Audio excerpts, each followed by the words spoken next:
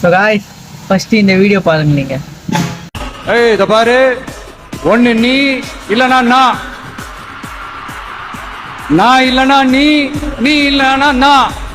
நமக்குள்ள வேற எவனும் நடுவில் வந்துடக்கூடாது. நாம 2 பேரால மட்டும்தான் மக்களை ஈஸியா ஏமாத்த முடியும். இந்த விஜய் வந்ததுனால நமக்கு பொழப்பே போச்சு. மக்கள் வேற அவனை தான் நம்புறாங்க.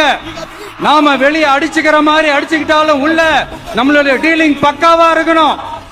மக்களோட ஃபீலிங்ஸை பத்திலாம் நமக்கு கவலை இல்லை, நமக்கு டீலிங் தான் முக்கியம். மாத்தி மாத்தி ஆட்சிக்கு வந்துடலாம்னு நினைச்சோம், ஆனா அது நடக்காது போல் இருக்கு. அதனால நீ என்ன பண்ற, எஸ்ஓபின்னு போட்டு ஒரு பக்கம் அவனை தடுத்துரு, இன்னொரு பக்கம் அவன் மேல பழி போட்டு நானும் தடுத்துறேன். என்ன ஓகேவா? டீலிங் ஓகேவா? ஓவர். இல்லைங்க, உண்மையிலேயே சிரிக்கிறதா என்ன பண்றதுன்னு எனக்கு தெரியும்.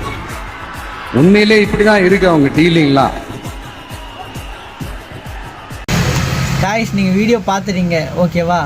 நம்ம விஜய் சார் ஃபஸ்ட்டே சொல்லிட்டாரு, விஜய் அண்ணா இந்த மாதிரி 2 பேர் கூட்டாணி வருவாங்க, நீயும் நானும் ஒன்று, உள்ளுக்குள்ளே வெளியில் நீயும் நானும் ஒன்று இல்லை, ஃபஸ்ட்டே சொல்லிட்டாரு விஜய் சார். இப்போ என்ன நடக்க போகுது யாருக்குமே தெரியாது, கடவுளுக்கு தான் தெரியும். இப்போ இன்னைக்கு 7ஆம் தேதி விஜய் சிஎம் ஆக்குறேன்னுங்கிறாங்க. விஜய்க்கு இன்னும் 5 சீட் தேவைப்படுது. சரி பார்க்கலாம். இந்த சிஎம் காய்ஸ் இந்த எலெக்ஷனு ப்ராமிஸாக சொல்கிற ரொம்ப தரமாக நடக்குது இந்த எலெக்ஷனு. சரி இது மேலே பார்க்கலாம் முன்னாடி என்னென்ன நடக்குது.